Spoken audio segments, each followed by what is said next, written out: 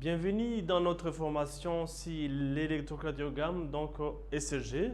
Je me présente d'abord. Je suis Dr Joris Nzisabila, étudiant à l'Université d'Ongozi.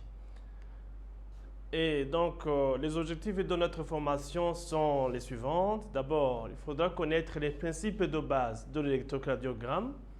Il faut savoir enregistrer un ECG, savoir lire et interpréter l'ECG normal et pathologique.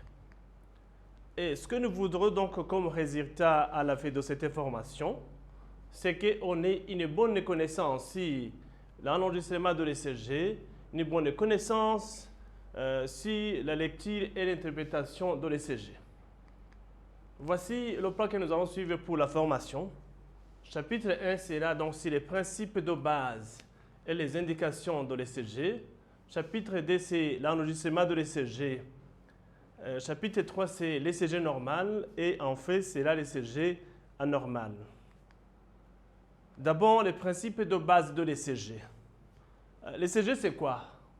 L'ECG, c'est l'enregistrement électrique en temps réel de l'activité cardiaque. Ici, je vais vous montrer l'ECG, un exemple d'un tracé ECG. Comme vous voyez ici, c'est l'ECG qui est enregistré sur le papier. On voit des lignes qui montent et qui descendent et on va bien l'entendre donc au fil de l'évolution de cette information. Donc, les cellules cardiaques sont entourées d'une membrane ayant une différence de concentration ionique de part et d'autre de la membrane cellulaire. Il y a le sodium qui est 10 fois plus concentré à l'extérieur qu'à l'intérieur de la cellule. Il y a le potassium qui est 30 fois plus concentré à l'intérieur qu'à l'extérieur de la cellule. Et la concentration extracellulaire du calcium est très supérieure à la concentration intracellulaire. Donc, au repos, l'intérieur de la cellule est chargé négativement et sa surface positivement, ce qui réalise une différence. On a une différence de 90 mV et c'est ça qu'on appelle le potentiel transmembranaire de repos. Et lorsque la cellule est excitée, l'excitation peut être électrique, chimique, biologique ou même mécanique. Il y a un changement de cette polarisation, il y a un changement de cette potentiel d'action. Et ce changement de polarité rapide qui se fait à 1000 secondes, on l'appelle potentiel d'action. Et on distingue différentes phases de ce potentiel d'action. Il y a la phase initiale ou la phase 0. Il y a la phase in, qui est la phase de dépolarisation initiale. Il y a la phase D de dépolarisation au milieu où la dépolarisation est maintenue au plateau. Il y a la phase 3 qui correspond à la repolarisation. Il y a la phase 4, la polarisation stable pour toutes les cellules sauf les cellules automatiques. Ici, on voit schématiquement ce que je viens de dire, le potentiel d'action. Il y a la phase 0 qui correspond surtout à l'entrée des ions sodium. Il y a la phase au plateau qui correspond à l'entrée des ions sodium et calcium. Et puis la phase 3 qui correspond à la sortie du potassium et l'entrée du calcium à l'intérieur de la cellule. Et puis il y a la phase 4 qui est la phase de stabilisation.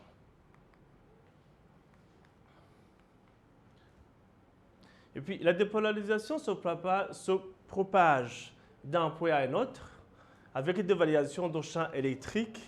Et cette variation de champ électrique donne le vecteur électrique instantané élémentaire. Le vecteur électrique instantané élémentaire. Et si le vecteur se dirige vers l'électrode exploratrice, on a une déflexion positive sur l'ECG. Et si le vecteur s'éloigne de l'électrode exploratrice, on a une déflexion négative. Et lorsque plusieurs cellules sont dépolarisées en une fois, ce qui est le cas, même si on a dit que la dépolarisation se propage d'un point à l'autre, vous avez compris que c'est en temps très réduit, donc en termes de millisecondes, on a un vecteur résultat qui va déterminer aussi l'axe électrique du cœur.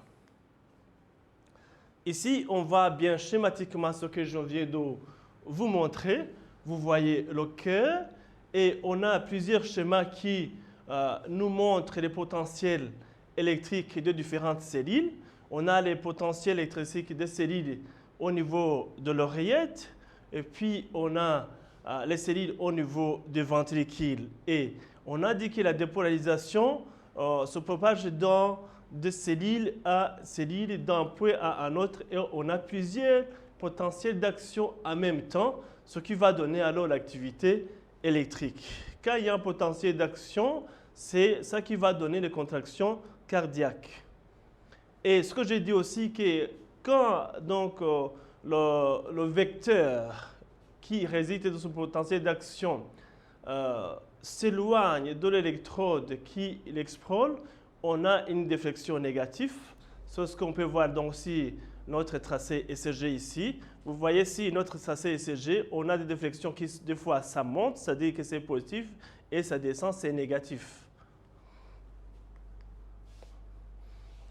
Et donc si l'image, on nous montre alors donc le point de départ de l'activité cardiaque dit que normalement, physiologiquement, on a le point vert, ça correspond au sinus, au nez sinusal. C'est le nez sinusal qui a été créé ainsi et qui donne le départ de l'activité cardiaque édicale qui va se propager au niveau des oreillettes, passant par le nez auriculo-ventriculaire et puis au niveau des faisceaux cardiaques qui vont alors donner l'activité cardiaque au niveau du muscle cardiaque. Et quand il y a dépolarisation des cellules cardiaques, il y a alors l'activité cardiaque laquelle va se contracter. Et puis, on va voir dans le chapitre suivant donc comment on fait l'enregistrement cardiaque, comment on fait l'enregistrement de l'activité électrique du cœur.